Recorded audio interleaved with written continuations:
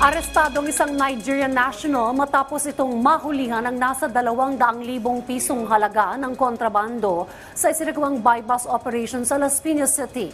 Yan ang ulat ni Bien Manalo. Laglag sa patibong ng Las Piñas PNP ang isang Nigerian national. Kumagat siya sa buy-bust operation sa barangay Tatalondos kagabi. Nagkakahalaga ng mahigit 200,000 piso ang kontrabando.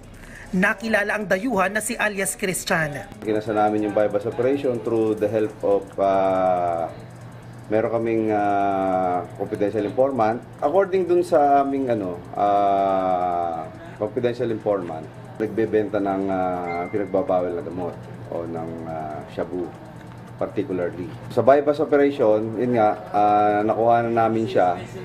Nakabili kami ng shabu. At doon namin siya inaresto. Halos 5 taon nang naninirahan ng foreigner sa Pilipinas. Dati na ring nakulong ang sospek dahil pa rin sa pagkakasangkot sa droga at kakalaya lang noong nakaraang taon. According sa kanya, isa daw siyang pastor of Pater House of God. And medyo matagal na siya naninirahan dito kasi marunong na siya magsalita ng Tagalog. Tinitingnan din kung kabilang ang sospek sa mas malaking sindikato at kung sino ang kanyang parukyano.